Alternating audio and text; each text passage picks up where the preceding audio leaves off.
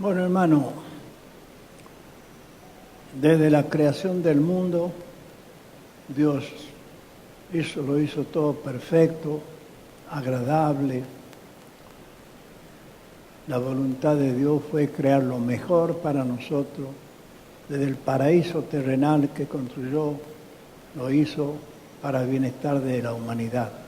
Por eso creó a Adán y Eva y le dio potestad, le dio poder para que Adán labrase la tierra, cuidase la tierra y le dio un poder absoluto. Pero sabemos la historia de Adán y Eva que cayeron en pecado. Usted sabe cómo en estos últimos tiempos hay cambio de poderes, hay elecciones, política, gremial, hay poderes que se transfieren unos a otros. Pero ese poder, ese bastón de mando que lo poseía Adán, lo tomó Satanás.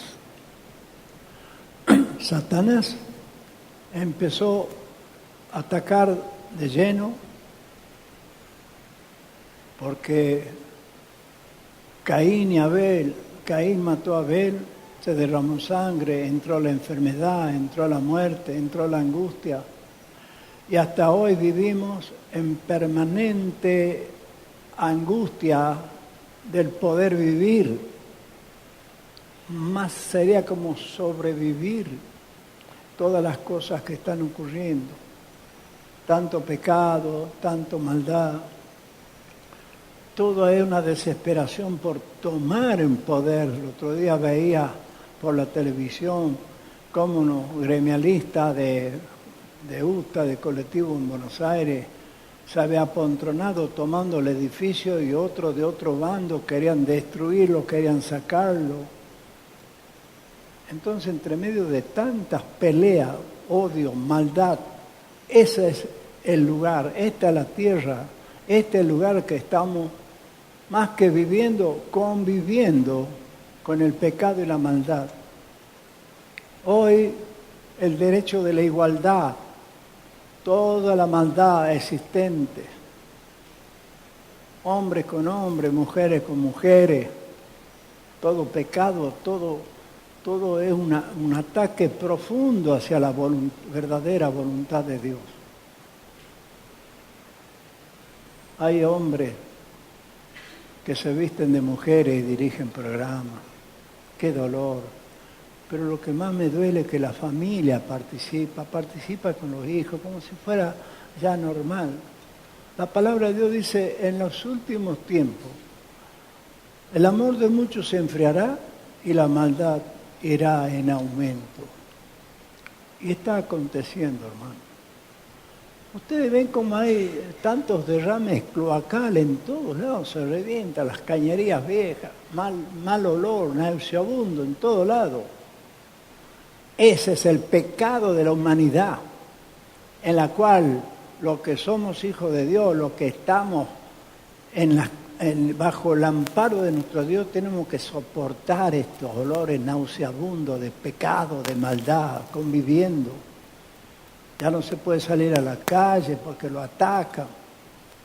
Ayer tarde a una señora vecina, ven en la moto dos muchachos delincuentes que la arrastraron, le quitaron la cartera y huyeron. Ella puede dar satisfecha que no la mataron. Y así se está viviendo hoy, hermano.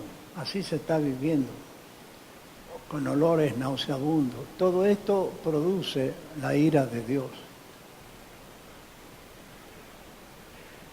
Este momento vamos a ver qué es lo que dice la voluntad de Dios. La voluntad de Dios que es agradable y perfecta. La verdadera voluntad de Dios.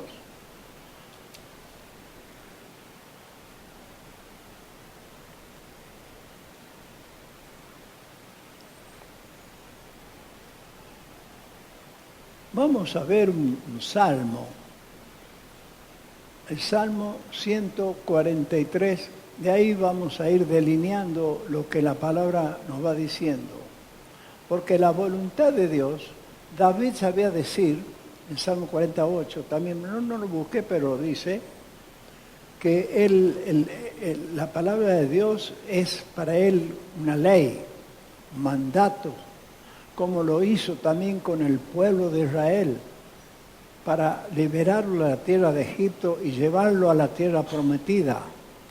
La voluntad de Dios es llevarlo a un lugar mucho mejor, mucho más seguro, pero la rebeldía de la humanidad, un viaje que duraría 11 días, duró 40 años en el desierto por la desobediencia, por la rebeldía. Así se vive. Ahora veamos, por ejemplo, vamos a leer Salmo 143, 10.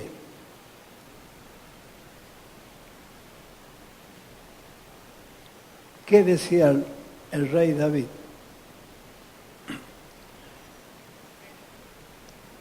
Todos estamos ahí, Salmo 143, 10 dice, enséñame a hacer tu voluntad, porque tú eres mi Dios.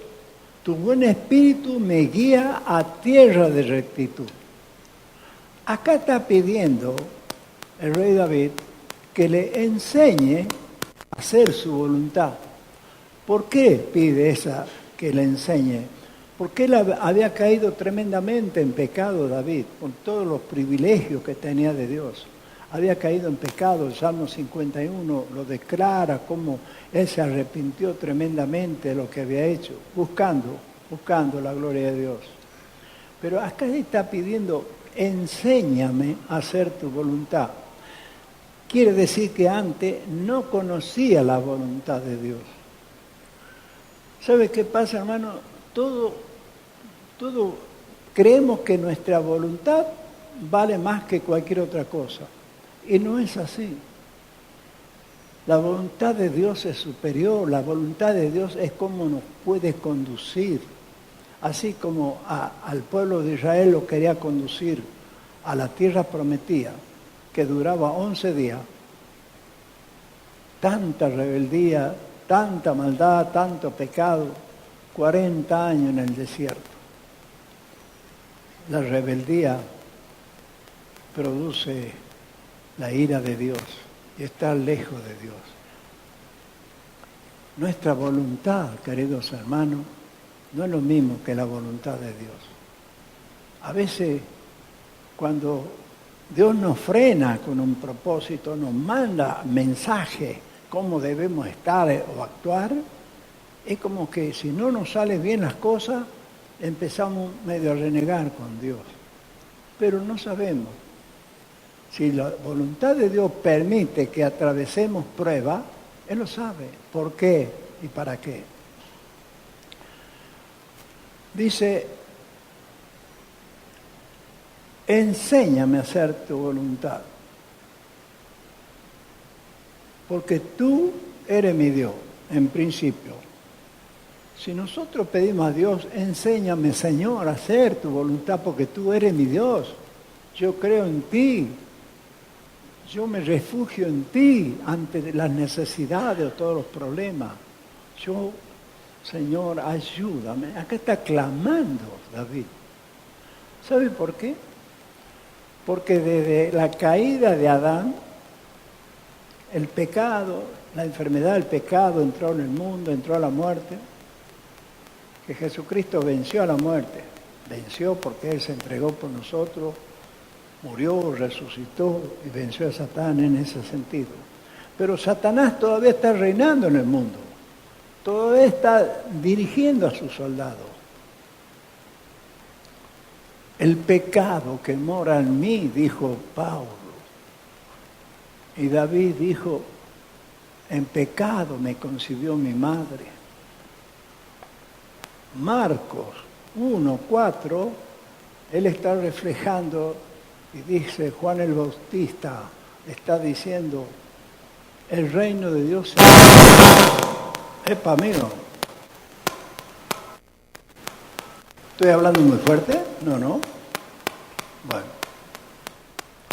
¿Ahí estamos? Hola, hola. El pecado que mora en mí, decía el apóstol Pablo. Pero veamos algo que Juan el Bautista dice en su palabra Marcos 1:4. Está diciendo, el reino de Dios se ha acercado, arrepentido y bautizado cada uno de vosotros para perdón de pecado. 1:4. 14:1, el Señor Jesús dice, arrepentido y creed en mí. O sea, acá lo que prevalece en la humanidad es el pecado que domina, porque nosotros tenemos lucha entre carne y espíritu. Si el espíritu está débil, si no me alimento de la palabra de Dios, si no me congrego la palabra de Dios, si no escudriño la palabra de Dios, voy a estar flaco espiritualmente, hermano. Entonces, ¿cuántas veces en el año, siempre una costumbre decir, cuando ya termina el año, vamos a hacer un balance de nuestra vida? ¿Cuántos domingos podemos congregarnos en el año sin faltar? 48 domingos. 48 domingos. ¿Cuántos domingos vengo? Porque el domingo es fiesta de guardar, fiesta de prioridad, fiesta de darle la prioridad al Señor.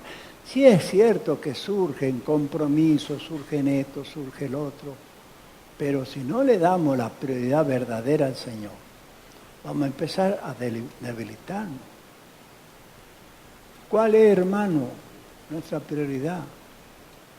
Escudriñar las Escrituras, porque en ellas encontraré la salvación. Escudriñar es leer la palabra, investigar, que el Espíritu Santo nos va enseñando, nos va mostrando. Porque no solamente es porque yo soy salvo, ya estoy contento, yo vengo a la iglesia, pero yo también tengo que ver lo que Dios me dice a mí.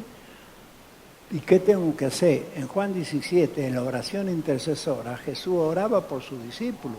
Jesús le dijo, no solamente oro por ellos, sino por lo que han de creer en mí, por la palabra de ellos.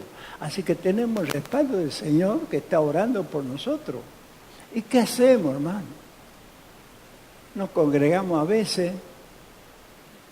oro a veces. No estoy siendo muy fiel en ciertas cosas. Entonces, querido hermano, veamos que la prioridad de Dios es estar siempre presente con Él. Y veamos acá, por ejemplo, cómo pide el rey David, enséñame a hacer tu voluntad. Y guíame a tierra de rectitud, guíame al reino de los cielos. En Lucas 1, los discípulos, 1:11, Lucas le está diciendo, los discípulos le dicen al Señor, Señor, enséñanos a orar. Ahí está en Lucas 1:11. Ahora ustedes observen cómo el Señor, que es el mediador de un nuevo y un mejor pacto, está del antiguo pacto, está clamando el rey David. Enséñanos a hacer tu voluntad. Y los discípulos en el nuevo pacto le están diciendo, enséñanos a orar. Aquí se trata de recibir la enseñanza de la palabra de Dios. Queridos hermanos, si usted está en un lugar que no se enseña la palabra de Dios, que no se enseña la sana doctrina, que no se enseña cómo debemos comportarnos ante Dios, ¿podemos estar ahí? Queridos hermanos, gracias a Dios que estamos en un lugar que se enseña la sana doctrina. Gloria sea al Señor. Ahora, ustedes ven, por ejemplo, cómo el Señor, que es mediador de un nuevo y un mejor pacto, está uniendo el antiguo pacto y el nuevo pacto. Porque Jesús dijo, yo soy el mediador de un nuevo y un mejor pacto, con mejores promesas y con mejores sacrificios. La promesa de Cristo y los sacrificios era Jesucristo mismo como un cordero inmolado a morir por nosotros.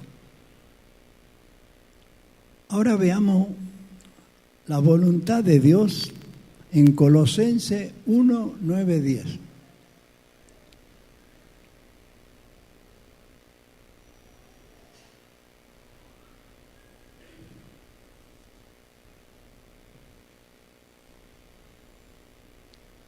Acá el apóstol Pablo, un gran siervo de Dios,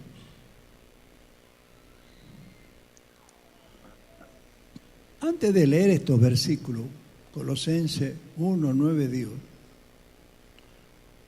Saulo de Tarso, conocemos la historia, muchas veces se predicó sobre ese tema, era un perseguidor de la iglesia cristiana. Arrastraba, lo tomaba preso, lo castigaba, porque para Saulo de Tarso, él veía como que era una secta nueva que se levantaba. Ahora veamos bien cómo él no se daba cuenta que él estaba en contra de la voluntad de Dios y él creía que su voluntad valía. ¿Estamos entendiendo? Porque era fariseo de la ley, estudiaba la palabra, pero no se daba cuenta que él estaba chocando con el Señor mismo. Él ejercía su propia voluntad y no la voluntad del Señor. Por eso él perseguía, lo arrastraba, lo metía preso, lo castigaba. Cuando de repente aparece una luz poderosa, como Cristo le habla y le dice, Saulo, Saulo, ¿por qué me persigue? Dura cosa es dar coces contra el aguijón, te estás lastimando vos mismo. Se le llenó de escamas los ojos, quedó ciego. Cuando alguien está en soberbia, ustedes noten que el soberbio camina muy derechito, muy así, arrogante, se cree muy superior a los demás. ¿Cómo lo llevaron a Saulo de Tarso? Tenía escamas en los ojos, había quedado ciego y lo llevaban de la mano. Lo llevaban de la mano hasta Ananías. Todos le tenían temor, le tenían miedo a Saulo. ¿Sabe qué dijo el Señor? Instrumento escogido me es esto. Yo le mostraré cuánto le es necesario padecer por causa de mi nombre. Aquí no hay pare de sufrir, aquí no hay, venga, aquí ya no va a sufrir más. No, vamos a tener pruebas, vamos a tener tribulaciones, vamos, si tenemos que sufrir, sea para la gloria del Señor, porque Él nos guarda, nos bendice y nos protege. Ahí está. Sin fe es imposible agradar a Dios. Ahora, habiendo pasado esa prueba, sabemos todo lo que hizo el apóstol Pablo, fue encarcelado, castigado, en la cárcel en Hechos 16, como el carcelero, después estaba en cepo, en una catacumba horrible, bien abajo. Pablo y Silas alababan y adoraban a Dios y se sentían gozosos por sufrir por el Señor. ¿Cómo se siente usted, hermano, cuando está pasando prueba? ¿Cómo se siente cuando está medio apretado en cosas? ¿Se siente bien? ¿Se siente mal? Salmo 34, a mí ese es mi salmo que lo amo desde siempre, que dice que debemos alabar al Señor en todo tiempo, y si es en tiempo de prueba, en tiempo malo, alabemos a Dios. El Espíritu Santo nos da fuerza y Dios nos acompaña y Dios nos bendice. Muy bien, quería poner esto previo de Saulo de Tarso para que veamos qué aconseja ahora. Ahora eran un líder en la predicación, en los consejos, en la exhortación. Por ejemplo, Colosenses 1, 9, 10 dice: por lo cual también nosotros, desde el día que lo oímos, mire lo que es el apóstol, no cesamos de orar por vosotros y de pedir que seáis llenos del conocimiento de su voluntad en toda sabiduría e inteligencia espiritual. Aquí está orando, clamando el apóstol. El día que lo oímos, no cesamos de orar y pedir que seáis llenos del conocimiento y de su voluntad en toda sabiduría e inteligencia espiritual. El verso 10 dice: ¿para qué? Para que andéis como es digno del Señor, agradándolo en todo, llevando fruto en toda buena obra y creciendo en el conocimiento de Dios. ¿Cómo vamos a crecer en el conocimiento de Dios? Si yo me congrego de vez en cuando. ¿Cómo vamos a crecer en el conocimiento de Dios si no escudriño las Escrituras, no estudio la palabra? ¿Cómo voy a crecer espiritualmente si no estoy orando por la iglesia, por el pastor, por la necesidad de los hermanos? Hay una esperanza grande en estos días, un mensaje hermoso que algún día podamos tener este templo para el Señor. Hay que estar orando fuertemente porque hay una esperanza ya casi real que podamos conseguir este lugar. Imagínense, hermano, todo este lugar y arriba toda la terraza para hacer aula, para hacer lugar de reuniones, de enseñanza. Oremos, hermano, oremos en todo momento.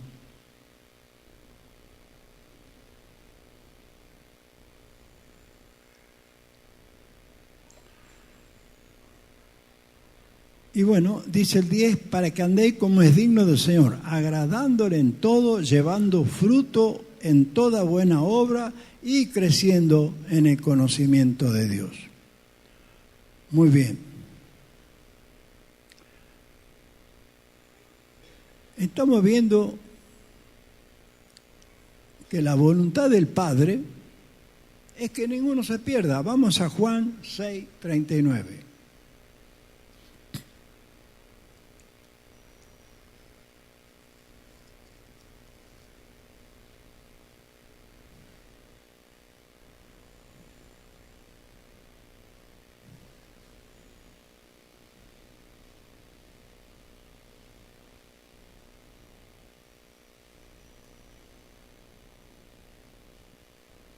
Dice, y esta es la voluntad del Padre, el que me envió, dice el Señor, que todo lo que me diere no pierda yo nada, sino que lo resucite en el día postrero, que yo no pierda ninguno.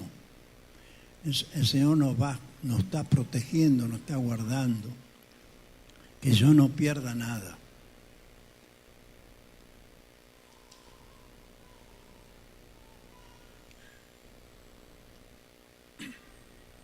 Usted sabe que hay también la voluntad de Dios es soberana. La voluntad de Dios, aunque para nosotros sea fuerte, aunque para nosotros no queremos aceptarla, esto se llama la voluntad permisiva de Dios. Lo que Dios permite que pase, que nos pase. El apóstol Pablo aclaró que es necesario que para entrar al reino de Dios vamos a entrar por tribulaciones, por pruebas. Entonces, hermano, si estamos fortalecidos en la palabra, Dios nos va a acompañar. ¿Ustedes se acuerdan? La primera, tengo 3 ejemplos, hay muchos ejemplos para poner. Yo seleccioné 3 ejemplos en la voluntad permisiva de Dios. Jonás, ¿Cuántas veces hemos escuchado a Jonás? ¿Qué pasó con Jonás? Dios, en su soberanía, lo enviaba a Jonás a Nínive, era la capital de Asiria, un país tremendo, cruel, hacía mucho daño a los demás. Y Jonás, Dios envía a Jonás que tenía que ir a predicar en ese lugar. Tuvo miedo Jonás, porque la voluntad de Dios, de él, chocaba con la voluntad de Dios. Él dice, ¿cómo? ¿Yo voy a ir?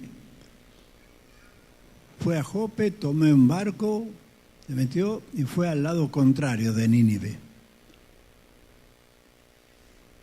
Contra la voluntad de Dios, que es agradable y perfecta, no se puede ni se debe chocar, hermano. Si Dios te dice, tenés que ir ahí, vas a ir. Ya conocemos la historia de Jonás, que hubo una tormenta fuerte. Él estaba durmiendo ahí abajo en el barco. Para el otro lado iba, distinto. Y el barco se movía para todo lado. El capitán del barco le decía, levántate, dormilón, pide a tu Dios a ver si puede hacer algo. Y él se dio cuenta. Él se dio cuenta que la voluntad de Dios, de él, estaba chocando con la voluntad de Dios. Que él estaba haciendo su propia voluntad, pero estaba alejándose de Dios y estaba causando todo este problema. ¿Qué pasó?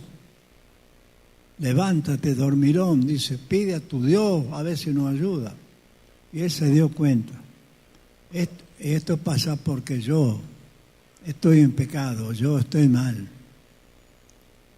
Y él mismo pidió que lo arrojen del barco. Fue arrojado del barco y la tempestad calmó. La tempestad calmó. Dice que un pez grande, todos nos imaginamos que es una ballena, no sé si hay otro pez más grande, la ballena. Y lo arrastró y lo llevó hasta Nínive. Hermanos queridos, sepamos diluir y clamar a Dios bajo la guía del Espíritu Santo si la voluntad nuestra no está chocando con la voluntad de Dios. Si estamos haciendo la voluntad de Dios o estoy haciendo mi propia voluntad. ¿Entiende, hermano? A veces debemos mirarnos nosotros mismos, investigarnos nosotros mismos, pedir perdón al Señor y para ser guiados. El Señor no nos manda a un lugar de maldad, de esto, nos puede enviar, nos puede estar, pero tenemos la protección de Dios, la guía de Dios y la oración del Señor. Y el Espíritu Santo intercede por nosotros. ¿Sabe por qué desconfiamos muchas veces, hermano? Porque no confiamos en el propio Espíritu Santo que está en nosotros. Somos sellados una vez que creemos, que nos hemos bautizado, nos hemos arrepentido, somos sellados por el Espíritu Santo. Y el Espíritu Santo es que nos guía, nos direcciona y ora por nosotros y nos protege.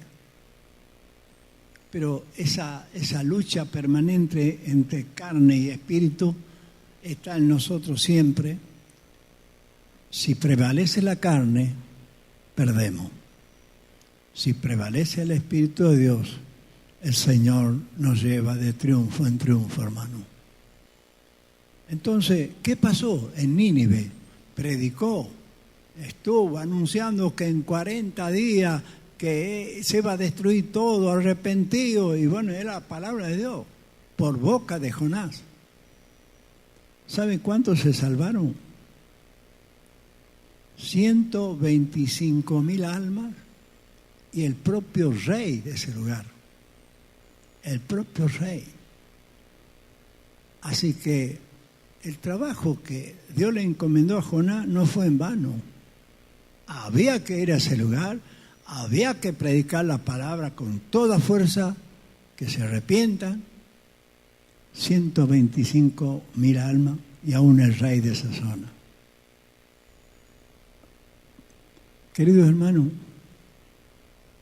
nunca vamos a conocer la verdadera voluntad de Dios si solamente vengo a la iglesia por escuchar la palabra, por cantar, por distraerme un poco, pero no profundizar en la palabra. Yo le dije a Juan Gabriel, ¿y Juan Gabriel, estás listo? ¿Para qué? Para que vos prediqués, porque yo no sé. No, me dijo, no. Pero le digo, hay que estar preparado, hay que escudriñar la palabra, leer la palabra, y el Señor te guía. Una vez me tocó, yo era nuevo, me tocó una vez que tenía que venir un pastor a predicar, y a último momento a veces que no iba a venir, hace muchos años. Yo, como siempre, me gustaba leer un poco la palabra, de una parte, y bueno, pasé a dar una predica, Dios me ayudó. Pero no solamente escudriñar la palabra por el hecho de decir, bueno, yo sé. No, sé para enseñar. Esdras dijo, aprender, aplicar y enseñar. Yo aprendo, lo aplico y lo enseño. Ese es el deber de la iglesia. Muy bien. Este es un ejemplo. Ahora vamos a otro ejemplo.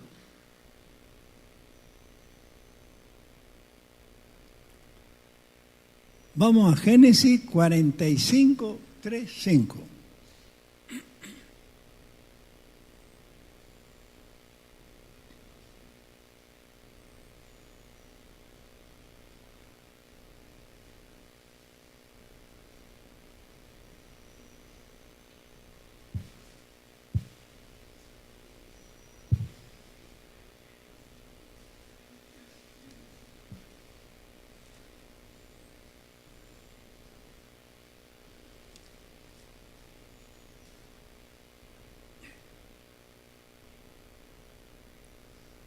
¿Qué dice la historia de José?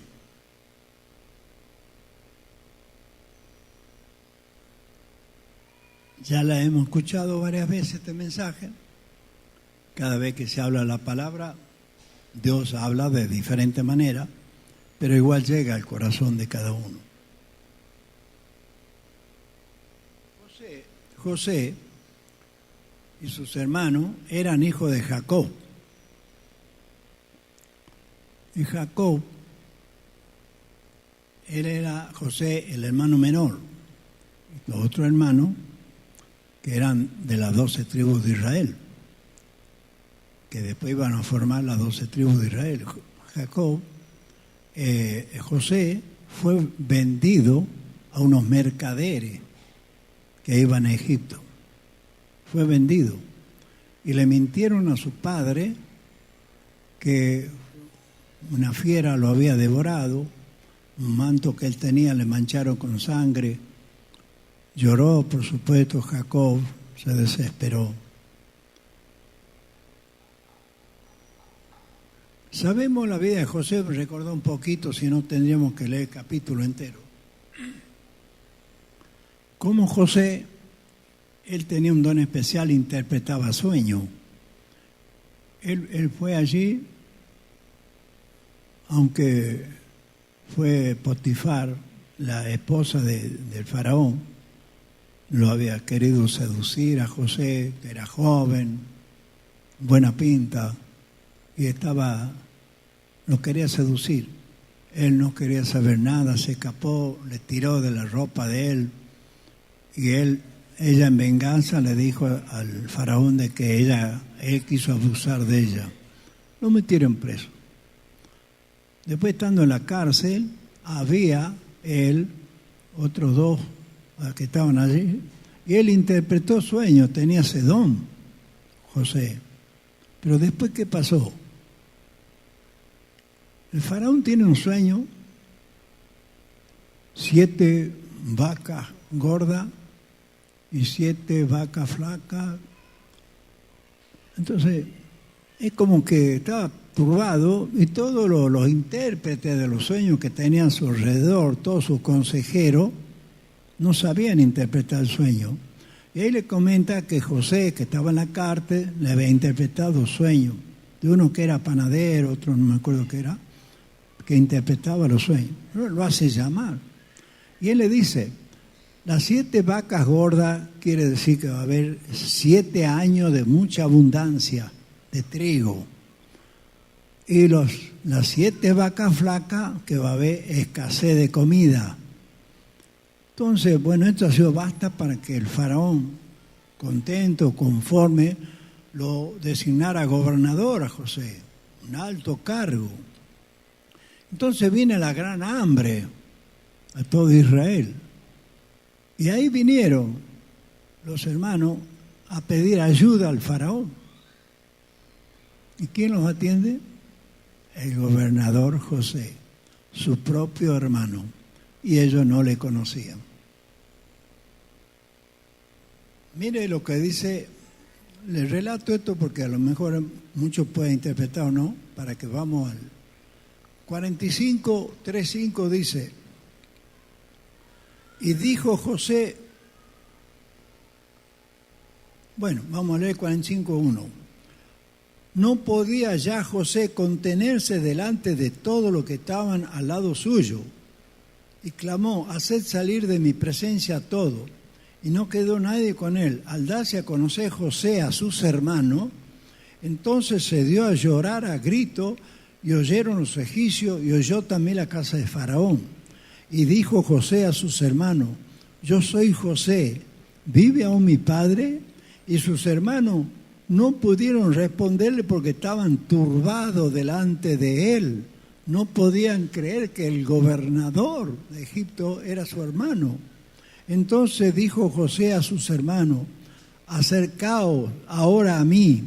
Y ellos se acercaron y él les dijo, yo soy José vuestro hermano, el que vendiste para Egipto.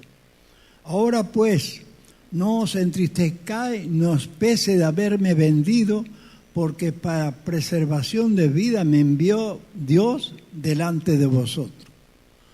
O sea, que esto que parece una mala decisión de Dios, fue una buena decisión de Dios, porque a él lo había enviado para preservación de vida. Dios proveyó poder a José como gobernador y para sustentar por el hambre, porque ellos habían venido acuciados por el hambre que había en Israel. Por eso dice, Dios me envió para preservación de vida. Entonces, esta viene a ser, como decía, la voluntad permisiva de Dios, que Dios permite afligimiento, perturbación, persecución, prueba. Pero cómo rechazamos las pruebas, las aflicciones, las hacemos a un lado. Yo no quiero eso, Señor. ¿Sabe qué? El Señor nos está moldeando. Cada prueba que tú recibes, el Señor te está moldeando para que veas y conozcas la voluntad perfecta de Dios. Ahora, acá vemos cómo esto produce realmente una gran bendición. Lo que nuestra mente y la voluntad humana de nosotros, cuando veíamos al principio que José era vendido por sus hermanos, claro, más de uno hemos pensado, pero qué maldad, ¿por qué Dios permite esto? Pero Dios permitió para que vaya allí, para preservar la vida, para que Dios lo ayudó en todo, para que él se potencie, y aún siendo gobernador del faraón. Tremendo. ¿Sabe qué pasa, hermano? Nosotros somos muy desconfiados y no creemos en cosas. Si estamos direccionados por la guía del Espíritu Santo con el Señor, lo que pase, lo que ocurra, aunque parezca en contra nuestra, Entonces veamos, hermano, qué actitud tomar y cuál es la actitud que tenemos. Si Dios lo permite, si Dios lo quiere, si Dios me guía, Dios me ampara, Dios me fortalece. ¿Por qué sufrimos, hermano? Porque desconfiamos. Aún desconfiamos de Dios, desconfiamos de la palabra, desconfiamos de nuestra propia fe. Sin fe es imposible agradar a Dios. Queridos hermanos, esto es una lucha permanente. Es una lucha permanente. Ahora hay un tercer punto. Yo tendría para poner un montón de ejemplos, pero elegí 3 nada más. Y